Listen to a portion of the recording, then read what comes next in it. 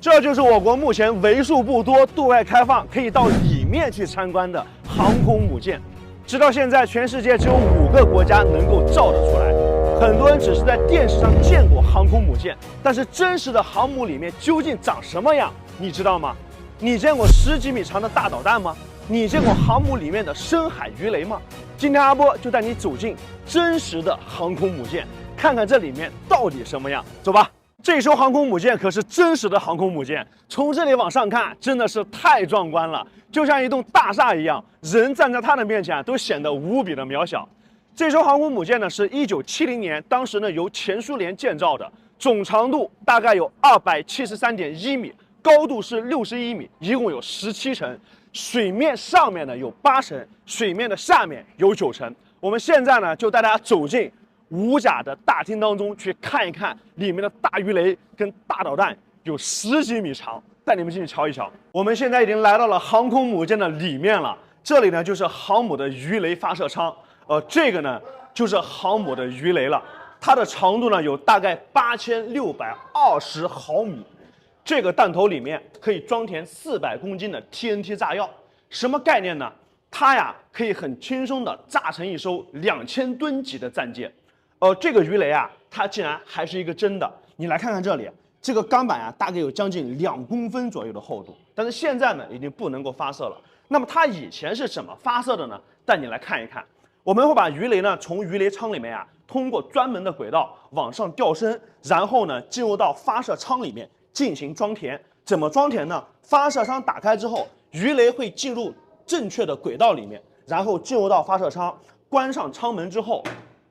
打开电源，点发射，嗖的一下，鱼雷就出去了。这里面啊可就更厉害了，这个呢可是航母里面最厉害的武器了，叫玄武岩反舰导弹，射程可以达到550公里。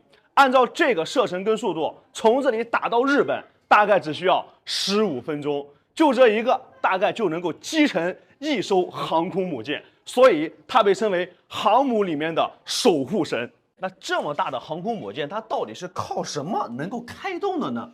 这里呢就是航空母舰的机炉舱，也是航母能够在海上成为巨无霸的一个秘密。带你们到里面去看一看。这里呢路比较难走，其实真实的航母啊，它里面最宽的地方差不多也就只有1.8米到2米的宽度，都是细小狭窄的走廊。我们再往上爬一层，就能够看到航母的机炉舱了，那个是航母的心脏部位。这里呢就是航母的机炉舱了，机炉舱是航母的动力源。那基辅号航母呢，一共有前后2个机炉舱，8台机炉，4台蒸汽轮机。你看看这个机炉是不是特别的大？它的总功率啊可以达到20万马力，相当于2000台小汽车同时发动。假如呢它以18节的速度往前行驶，续航能力可以达到惊人的13500公里，相当于绕地球的赤道1圈半。这航母的续航能力是不是非常的到位？来，这个里面进来看一看，这里呢是航空母舰的弹药库记录检测室。你看这里面密密麻麻的箱子，看得我都头晕眼花。这些东西是干嘛的呢？它会通过一些烟感探测、振动探测、智能分析等多种的手段，对弹药库内的防爆、湿度的变化以及弹药库开关的状态进行一个检测。所以这个地方也是航母里面非常重要的地方，一般人呀是不允许进来的。这个地方看起来是不是特别的神秘啊？这里呢就是航母的监测中心，主要呢就是接受一些雷达跟声呐的信号。因为航母呢在海上行驶的时候，雷达呀就相当于是航母的眼睛，来监视一些海上的情况。那么声呐呢就相当于是航母的耳朵，去监听一些水下的情况。但万一真的有情况发生的时候怎么办呢？需要反击的时候啊，这里呢有一台机器，需要3个人同时输入密码，哒哒哒，导弹才能够嗖嗖嗖，通通发射。但是万一航母真的遇到了紧急情况，该怎么办呢？飞机上有黑匣子，航母上啊也有航母的黑匣子，就在这一块地图的下面。因为这里呢是舰长秘密会客、交谈以及采取行动的一些秘密场所，所以黑匣子会记录一些情况。那么这么大的一艘航母，它到底是如何启动的呢？是一脚油门一脚离合，还是左打方向盘右打方向盘？咱们现在带你到航母的驾驶舱里面去看一看。这个地方呢，就是航空母舰舰长的驾驶舱了。你看看外头，上面航空导弹、入海导弹、反舰导弹都在航空母舰的这个舰头。而这个航空母舰这么大，究竟是如何发动的呢？来带你来看一看。这个呢叫舵手，它就相当于是航空母舰的方向盘，也就相当于我们汽车的方向盘。航空母舰这么大，这方向盘就这么小，你看开起来呀特别的简单。边上那个呢叫做节中，也就相当于是航空母舰的油门。它这个油门呢可不是用脚踩的，它是需要用手推的，把它推到底，就等于加大了油门。但是这个航空母舰它在开的时候呢，油耗非常高。我们一般家里面自己的小汽车跑100公里，油耗大概需要将近100块钱人民币。这个庞然大物开100公里，大哥知道油耗多少吗？这哪知道啊？50吨，相当于人民币10几万。这一脚油门下去啊，不对，一手油门下去，就是我好几个月的生活费。反舰导弹升降口。整艘基辅号航母里面最厉害的导弹就是我们刚刚看到的玄武岩反舰导弹，它的升降口呢就在这个位置。我们现在所站的高度呢，相当于10几层楼的高度。你从这里往下看，下面就有一个巨大的玄武岩的反舰导弹。这个导弹需要发射的时候呢，它需要通过这个专门的轨道往上吊，吊到甲板上之后，然后顺利的进入到发射舱，才能够进行发射。那有人说，万一航母它遇到了别人的这个什么偷袭的时候，它两边的钢板呀，你不用担心，大概有将近5公分到6公分的厚度。万一这艘航母真的被别人给截获了，那么这个反舰导弹装导弹的地方呢，会在3分钟之内全部灌满海水，让别人也没有办法来进行发射。这也是它自己的一个自我保护系统。从这里进来呢，就是航母上的工作人员，他们平时呀休息睡觉的地方。您看这床是不是又窄又短？有些人俄罗斯人不是很高很大吗？这床能够睡吗？其实当时呀，在航母上的工作人员，他们的身高不能够超过1.75米。你看我刚好呢是1.76米的身高，如果长到1.8几米就顶到什么这个天花板了。还有一点呢，床为什么这么小？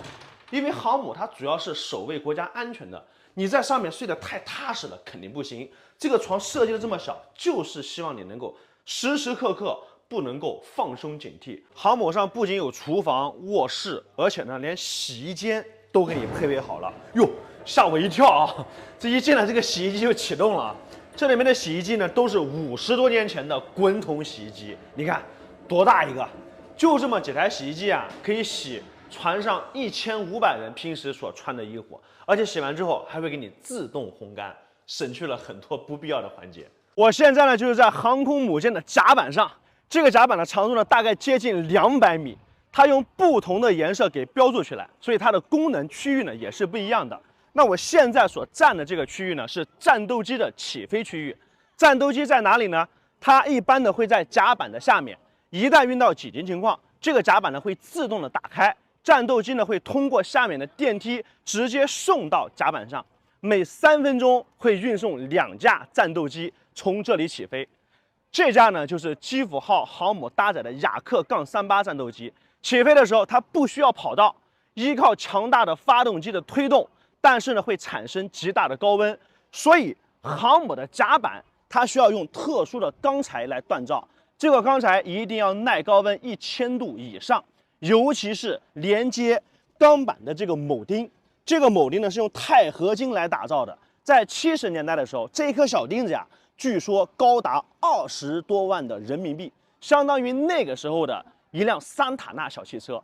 再看看这个甲板上，密密麻麻，全部都是这样的铆钉，你想把它抠下来呀，那是相当困难的，基本上是抠不下来。再带你们到前面去看一看，整个航母当中的重型武器都在船头的位置。走。